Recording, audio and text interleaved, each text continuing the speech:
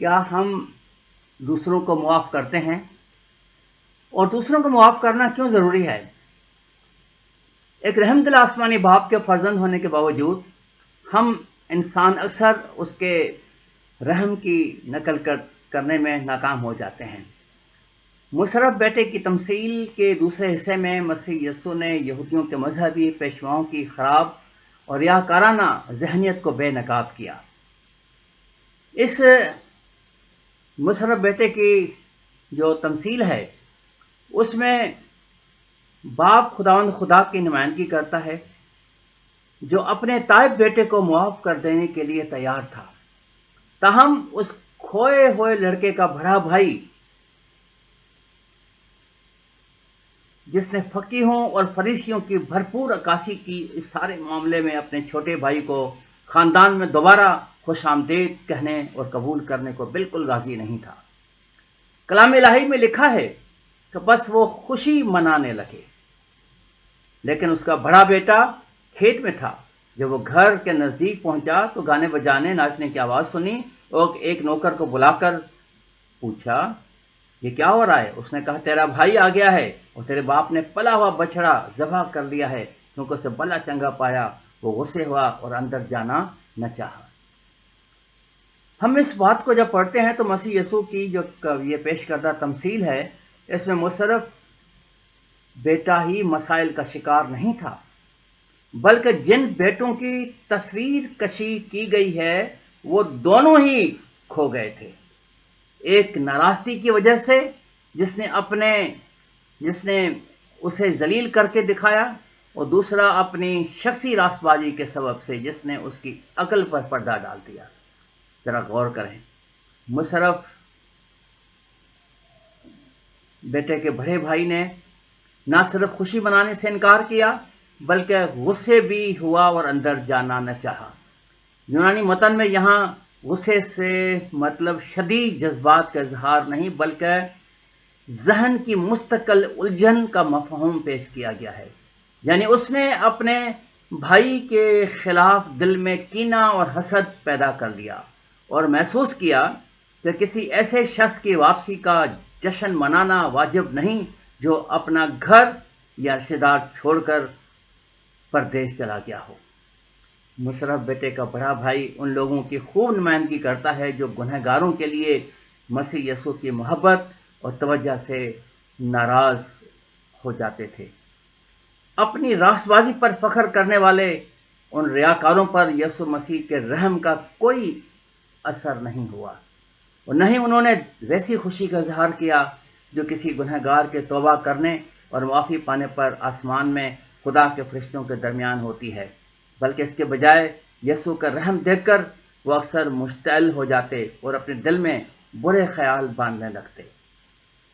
ایک موقع پر تو بعض فریسیوں کا غصہ اتنا بڑھ گیا کہ انہوں نے ایک آدمی کو جسے مسیح یسوع نے شفا دی تھی طلب کیا اور عبادت خانے سے اسے خارج کر دیا۔ یوحنا کی انجیل 9 باب۔ مشرف بیٹے کے بڑے بھائی کی طرح جو اندر جانا نہ چاہتا تھا، یہودی مذہبی رہنماؤں نے بھی گنہگاروں کے واپس آنے پر خوشی کرنے والوں کے ساتھ خوش ہونے کے موقع سے استفادہ کرنے سے انکار کر دیا۔ رومیو 12 باب اس کی 15ویں آیت۔ اس کے بعد اپنے تمثیل کے اگلے حصے میں خداوند یسوع مسیح نے ان کی کینہ پرور سوچ کو بالکل واضح کر دیا۔ لوکا اس سرگشت کا اگلا بیان لکھتا ہے، مگر اس کا باپ باہر جا کر اسے منانے لگا۔ اس نے اپنے باپ سے جواب میں کہا، دیکھ اتنے برسوں سے میں تیری خدمت کرتا ہوں اور کبھی تیرے حکم و دولی نہیں کی، مگر مجھے تو نے کبھی ایک بکری کا بچہ بھی نہ دیا کہ اپنے دوستوں کے ساتھ خوشی مناتا۔ لیکن جب تیرا یہ بیٹا آیا جس نے تیرا مال متا قصبے میں اڑا دیا تو اس کے لیے تو نے پلا ہوا بچڑا ذبح کیا۔ ہم اس کو پڑھتے ہیں تو مشرف بیٹے کے بڑے بھائی نے آخرکار یہ ظاہر کر دیا کہ وہ فرزندی کے حقیقی مفہوم کو ابھی تک سمجھنے سے قاصر ہے، اگرچہ اس نے بڑے فخر سے اپنی خدمت کا حوالہ دیا،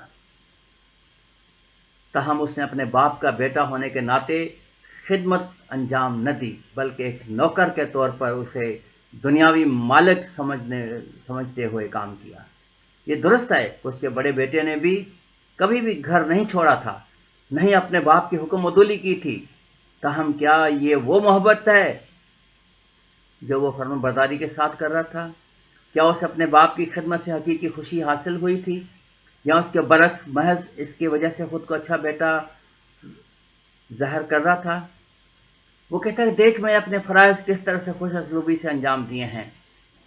یہودی مذہبی پیشوا بھی اس بڑے بیٹے کی مانند تھے۔ ان کا خیال تھا کہ خدا کے وفادار ہیں کیونکہ شریعتی قوانین، ربیوں کی روایات اور دیگر ضابطوں کی سختی سے پابندی کرتے ہیں، لیکن دنیاوی اعمال پر حد سے زیادہ اصرار کرنے سے خدا کے لیے ان کی پرستش ایک کتابی معمول اور حقیقی روحانیت کے بغیر محض خول بن کر رہ گئی تھی۔ ان کے ذہنوں میں فرسودہ روایات مسلط تھی اور دلی محبت سے عاری تھے، حتیٰ کہ وہ عام لوگوں کو اپنے پاؤں کی دھول اور لانتی سمجھتے تھے۔ بس اس طرح خدا اپنے مذہبی پیشواؤں کے اعمال سے کیسے خوش ہو سکتا تھا جبکہ ان کے دل اس سے بہت دور تھے؟ اپنی کہانی کے اختتام پر مسیح یسوع نے بڑے بیٹے کے حق میں باپ کے الفاظ سے ایسے یہودیوں کی منفی سوچ کو درست کرنے کی کوشش کی۔ باپ کہتا ہے بیٹا تو ہمیشہ میرے پاس ہے اور جو کچھ میرا ہے وہ تیرا ہے، لیکن خوشی منانا اور شادمان ہونا مناسب تھا کیونکہ تیرا یہ بھائی جو مردہ تھا، کھو گیا تھا، اب مل گیا ہے اور زندہ ہوا۔ باپ بڑے بیٹے کے سامنے چھوٹے بیٹے کے لیے تیرا بھائی کی اصطلاح پیش کرتا ہے۔ اس کی بڑی وجہ یہ ہے کہ اس سے قبل اس نے اپنے باپ کے سامنے چھوٹے بھائی کے لیے تیرا بیٹا کے الفاظ استعمال کیے تھے، گویا وہ کہہ رہا ہے کہ وہ تیرا بیٹا ہے اور میرا بھائی ہرگز نہیں ہے۔ اب وہ اپنے اور چھوٹے بھائی کے درمیان کسی بھی خاندانی رشتے کو تسلیم کرنے سے انکاری ہے، لہذا باپ اسے جتاتا ہے کہ میرا بیٹا ہی نہیں تیرا بھائی تیرا اپنا جسم اور وہ خون بھی ہے، اور اس کی واپسی پر تیرے پاس خوشی منانے کے معقول اور خاطر خواہ وجہ موجود ہے۔ اس کہانی کی روشنی میں یہودی پیشواؤں کے لیے یسوع مسیح کا بالکل واضح پیغام موجود تھا۔ جن گناہ گاروں کو وہ حقیر جانتے تھے وہ در حقیقت ان کے بھائی تھے، کیونکہ زمین پر کوئی ایسا راست باز انسان نہیں کہ نیکی ہی کرے اور خطا نہ کرے۔ وائز 7واں باب اس کی 20ویں آیت۔ بس اس طرح ممتاز یہودیوں کے پاس بھی حقیر گناہ گاروں کے توبہ کرنے پر خوش ہونے کا واضح سبب موجود تھا۔ میرے عزیزو، آج ہم کلیسیا میں بھی شاید اسی طرح سے کرتے ہیں۔ ہم کہتے ہیں کہ ہم سب کچھ کرتے ہیں، سب کچھ کرتے ہیں، سب کچھ کرتے ہیں، اس پر ہمارا حق ہے، ہمارا حق ہے، اور جب کسی اور کمزور کو آگے لایا جاتا ہے یا اس پر رحم کیا جاتا ہے تو ہم کہتے ہیں کہ ہم اتنے دنوں سے یہ کرتے ہیں وہ کرتے ہیں کہ ہمارا حق نہیں ہے، ان کا حق کہاں سے ہو گیا؟ ذرا غور کر کے دیکھیں۔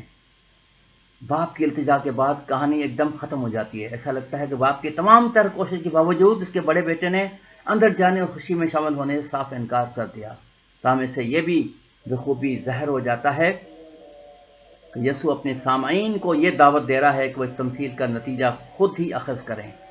بڑے بیٹے کا رد عمل جیسا بھی تھا، مگر یہ ہر ذی شعور انسان کو دعوت فکر دیتا ہے کہ آپ بھی اپنے ساتھی انسانوں کو اسی طرح معاف کرتے ہیں جس طرح خدا نے آپ کو معاف کیا تھا، کیونکہ کلام الہی میں پولس رسول نے نصیحت کی ہے، عزیز فرزندوں کی طرح خدا باپ کی مانند رحیم بنو۔ افسیوں 5واں باب اس کی پہلی آیت، رحیم بنو۔